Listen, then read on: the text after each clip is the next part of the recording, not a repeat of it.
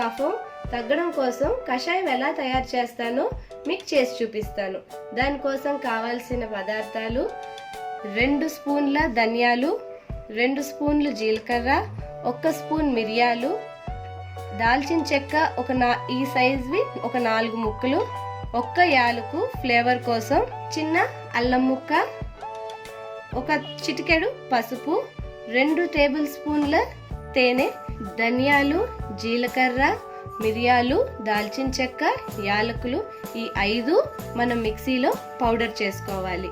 ఆ తర్వాత ఈ అల్లం ముక్కని మనం కొంచెం పేస్ట్ చేసుకోవాలి. ఈ అల్లం ముక్క కూడా మనం మిక్సీలో వేసి గ్రైండ్ చేసినట్లయితే ఇవన్నీ పౌడర్ అవ్వడం కష్టం అవుతాయి. అందుకే ఈ అల్లంని మనం సపరేట్గా గ్రైండ్ చేసుకోవాలి. ఈ మిగిలిన అన్ని పసుపు తప్ప అన్నీ మనం గ్రైండర్లో పౌడర్ చేసుకోవాలి. ఇప్పుడు నేను గ్రైండర్లో ఇవన్నీ పౌడర్ చేసుకుంటాను. ఇప్పుడు మిక్సీలోకి మనం ధనియాలు, జీలకర్ర, మిరియాలు, దాల్చిన చెక్క, యాలకు ఇవన్నీ వేసేసుకొని మనం దీన్ని పౌడర్ చేసేసుకుందాం. ఇప్పుడు నేను మిక్సీ చేసేసుకున్నాను. ఇది ఇలా అయింది. మరీ మెత్త పౌడర్ అవ్వనవసరం లేదు, ఇలా అయితే చాలు.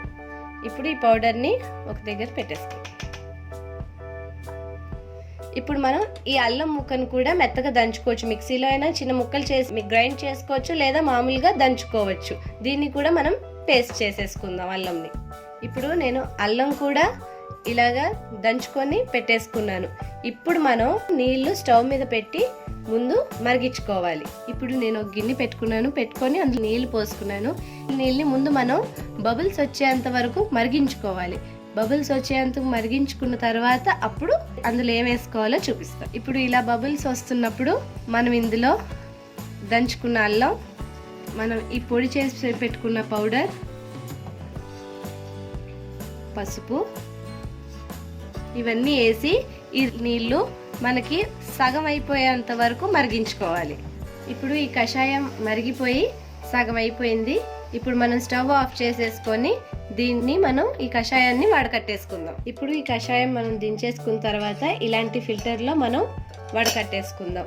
ఇలాంటి టీ ఫిల్టర్ తీసుకోకూడదు, ఎందుకంటే దీంట్లో డబల్ లేయర్ ఉంటుంది కాబట్టి. ఇలాంటిది కాకుండా ఇలా సింగిల్ లేయర్ ఉన్న ఫిల్టర్స్తో మనం వడకట్టుకోవాలి.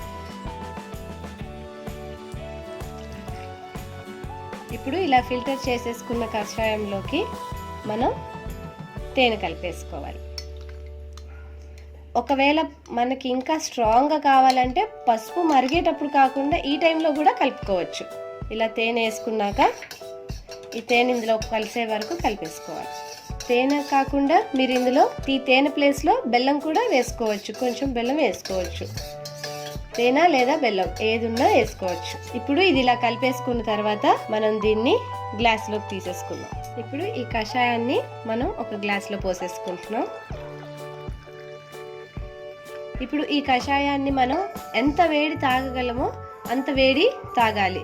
ఒకవేళ మీరు ఫుల్ కషాయం తాగలేకపోతే దాన్ని మీరు ఫ్రిడ్జ్లో కూడా 2 రోజులు స్టోర్ చేసుకోవచ్చు.